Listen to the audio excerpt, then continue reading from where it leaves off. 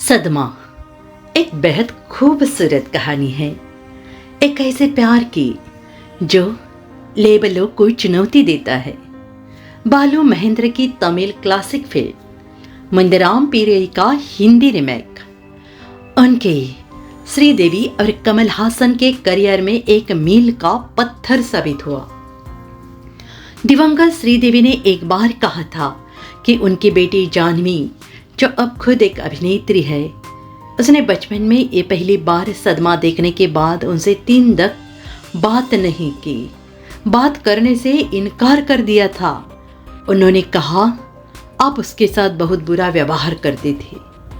यह एक प्यारी, थोड़ी मूर्खतापूर्ण कहानी लगती है, लेकिन 1983 की इस फिल्म को आज भी दोबारा देखने पर निराशा, हताशा और दुख के आंसू आ जाते हैं। खासकर फिल्म के अंतिम दृश्य में, जो शायद हिंदी सिनेमा के सबसे दुखद दृश्यों में से है। बालू महेंद्र द्वारा निर्देशित फिल्मांकन और लेखन उनकी ही 1982 में बनी तमिल फिल्म मुंदरम पीरई का ये हिंदी संस्करण है, जिसे पहले ही कई पुरस्कार मिल चुके हैं, जिनमें 2 राष्ट्रीय पुरस्कार कमल हासन के लिए सर्वश्रेष्ठ अभिनेता, बालू महेंद्र के लिए सर्वश्रेष्ठ छायांकन और 5 तमिलनाडु राज्य फिल्म पुरस्कार शामिल है, जिसमें श्रीदेवी के लिए सर्वश्रेष्ठ अभिनेत्री का पुरस्कार भी शामिल है। सदमा, जिसमें हासन और श्रीदेवी ने अपनी भूमिकाओं को दोहराया, आलोचकों के प्रशंसा और पुरस्कार मिले और इसने श्रीदेवी को हिंदी सिनेमा में एक प्रभावशाली व्यक्ति के रूप में स्थापित कर दिया। दरअसल ये फिल्म न सिर्फ 3 दिग्गजों का बल्कि कई और दिग्गजों का एक साथ आना है। इसका साउंड ट्रैक भी कमाल का है, जिसमें इलैयाराजा की धुनें हैं और इसमें AR रहमान का भी अच्छा साथ है। गुलजार के बोल है, आशा भोसले, सुरेश वाडकर, KJ येसुदास की आवाज़ें है। आज ये फिल्म सर्वश्रेष्ठ अवश्य देखी जाने वाली फिल्म की सूची में जगह पाती है और इसके पीछे एक ठोस कारण भी है।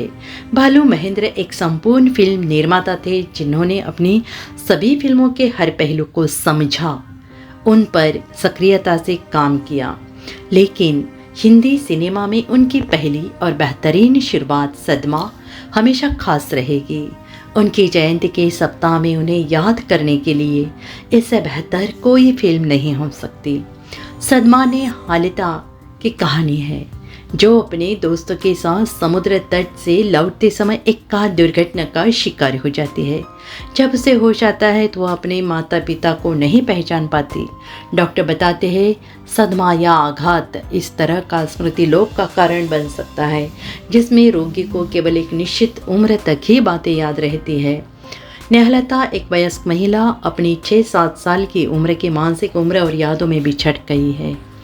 इलाज के दौरान उसका अपहरण किया जाता है और उसे एक वेश्यालय में बेच दिया जाता है, जहां उसे सोमू हासन को सौंप दिया जाता है, जिसका दोस्त उसे आराम करने और मौज मस्ती करने के लिए मां खींच लाया है।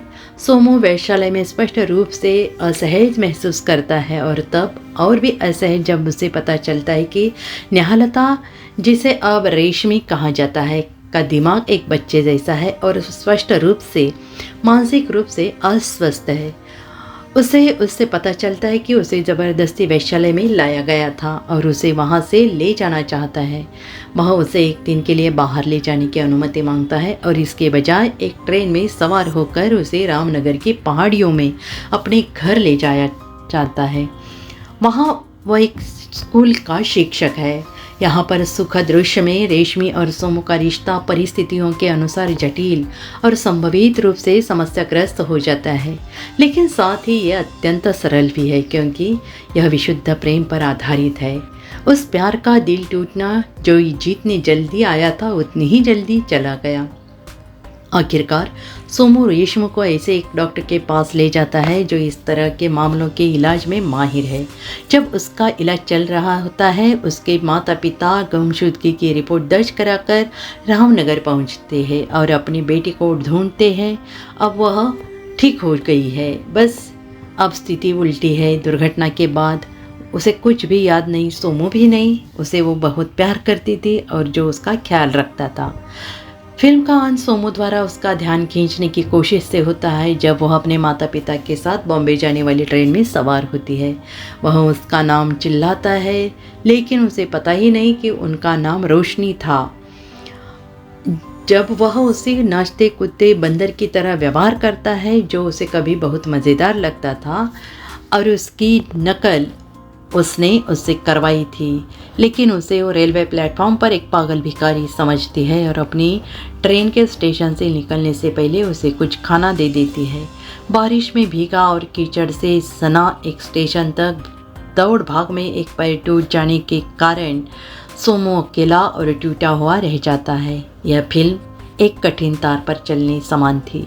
श्रीदेवी के लिए बिना किसी तीखेपन के बच्चों जैसा व्यवहार करना और हासन के लिए अपनी देखभाल करने वाली पिता तुल्य भूमिका और उनके प्रति अपनी रोमांटिक भावनाओं के बीच नाजुक संतुलन बनाए रखना, किसी के जीवन में अचानक किसी के आने और उसे खुशियों से भरे देने तथा तुरंत चले जाने का विचार बालू महेंद्र के अपने जीवन से प्रेरित था। वह अपने से बहुत छोटी उम्र की महिला अभिनेत्री शोभा से प्रेम करते थे और उन्होंने विवाह भी किया, लेकिन यह विवाह ज़्यादा दिन तक नहीं चला क्योंकि शोभा ने 2 वर्ष बाद ही 17 की आयु में आत्महत्या कर ली।